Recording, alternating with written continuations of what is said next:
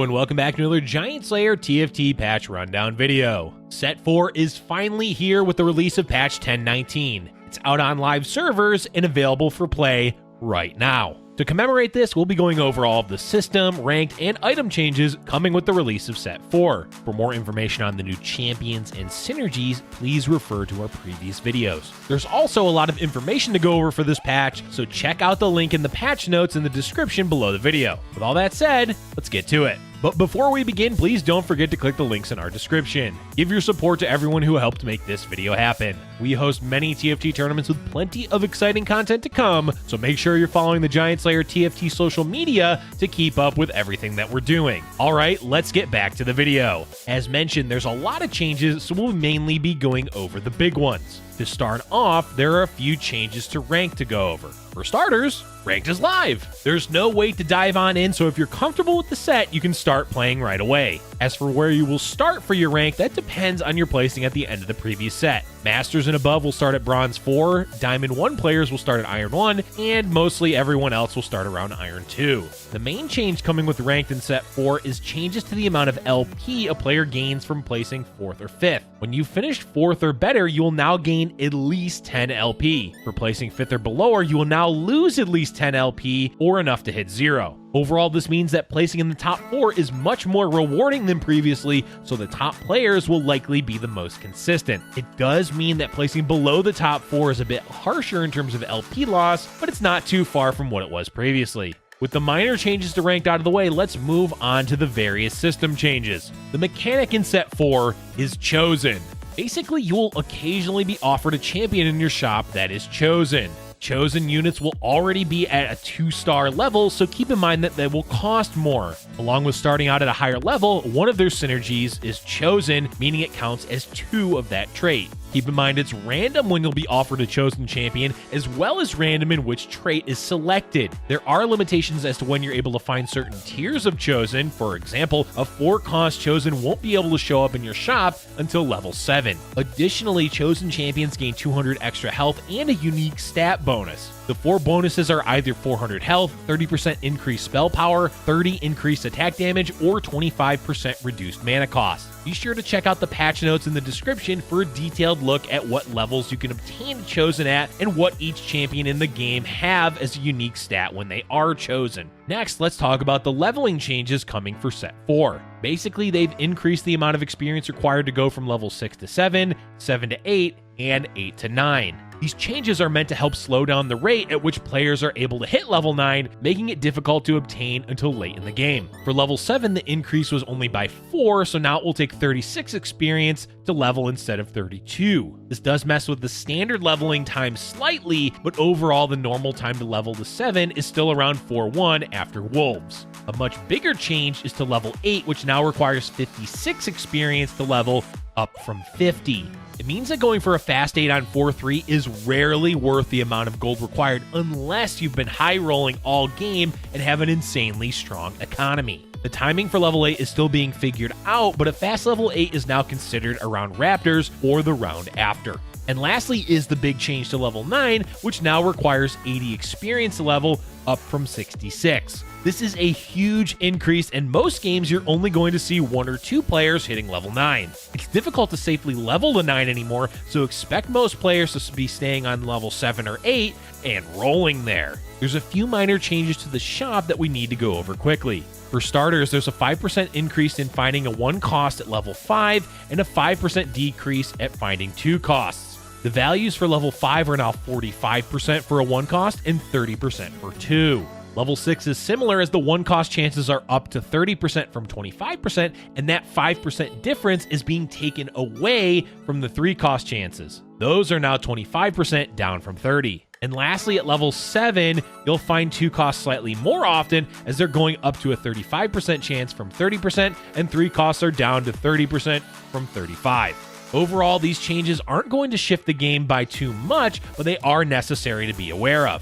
In particular, it's going to be more difficult to roll for 3-cost champions at level 7, which is a common level to slow roll for various builds. Next, there's a bunch of changes to the carousel in regards to what items will appear on it. The general overview of it is that there will be fewer special carousels that we saw in Set 3, meaning on average, you're going to see a lot more normal carousels that have at least one of every component. That said, there still is a chance for more specific carousels to occur, so be sure to check out the patch notes for the exact details on those. Whew, that was a lot of system changes to go over.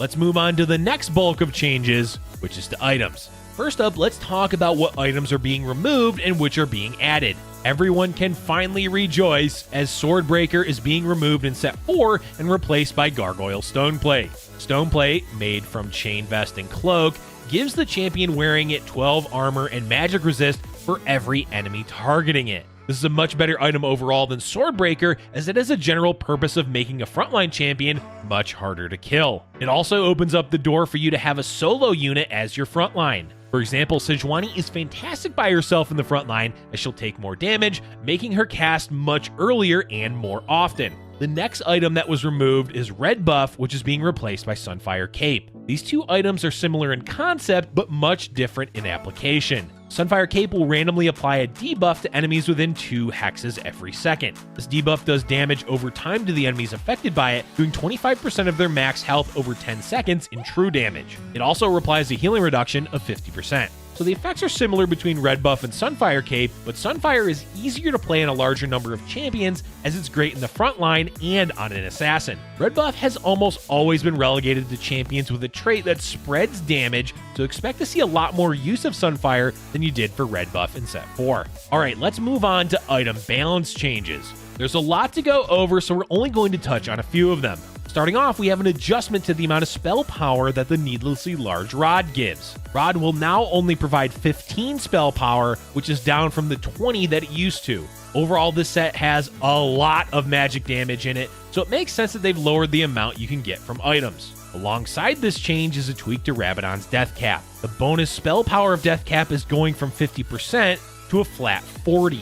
There's a lot of math behind whether it's a nerf or a buff, but in general, it still seems to be a great item for any magic damage focused champion. Another item getting a fairly large change is Infinity Edge. It's going from a 100% increased critical chance to 75%. To make up for this, it will now convert any critical strike chance above 100% into plus 1% critical strike damage. Basically, this item is still great on a lot of champions, but especially good for assassins, which get increased critical chance and damage as part of their trait. Keeping with the critical theme, there's a significant buff to Jeweled Gauntlet in Set 4. The critical damage bonus it provides is going up to 50% from 30%. This is a huge increase, but it's worth noting that assassins have spell crit innately when the synergy is active, which lowered the need for having a Jeweled Gauntlet. So now there's more of a reason to build this item, even if it's on an assassin, as a 50% increased critical damage is quite a lot. Since there's a lot of magic damage in the set, they've adjusted Dragon's Claw to help mitigate that damage. The magic resist that Dragon's Claw provides is going up to 60% from 50%. This should make Dragon's Claw a much more appealing item in general, either on a squishy backline unit that you want to keep alive longer,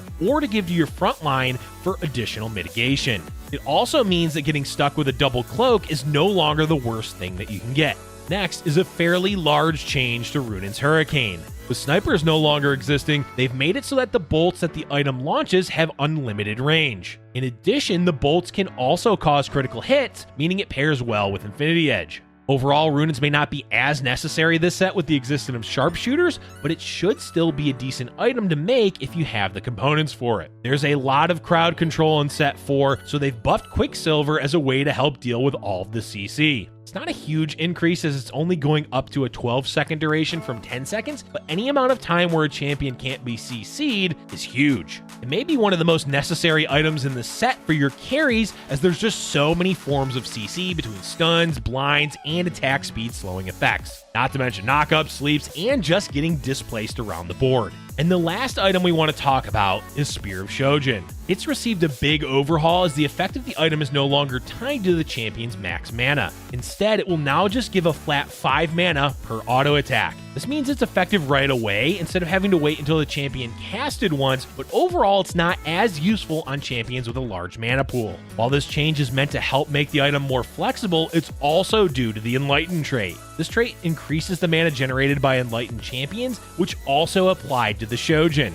Overall, this does seem like a nerf to Shojin, but so far it still seems to be doing quite well. Alright, there's a few more miscellaneous changes to go over. First up is, as usual, they've added 5 seconds to the start of every planning phase to help players learn the set. This will, of course, be removed in 1020, so don't get too attached to having the additional time per round. A huge bug fix was implemented which fixed an issue where Grievous Wounds was twice as effective as intended. This has been an issue for a long time that wasn't noticed until now. The impact it has on the game is that they can now properly balance anything with the Grievous Wounds effect, as it was difficult to do so before as it was always overperforming. Rejoice! Completed items no longer drop from orbs. Sure, it was very rare when it happened, but we've always had that moment where a completed item dropped and we just wished it hadn't. Wish no longer, as this mechanic is gone. While there's no specifics regarding this change, they have adjusted the types of orbs and their contents across all stages of the game. We can confirm, though, that the early stages have a chance to drop more gold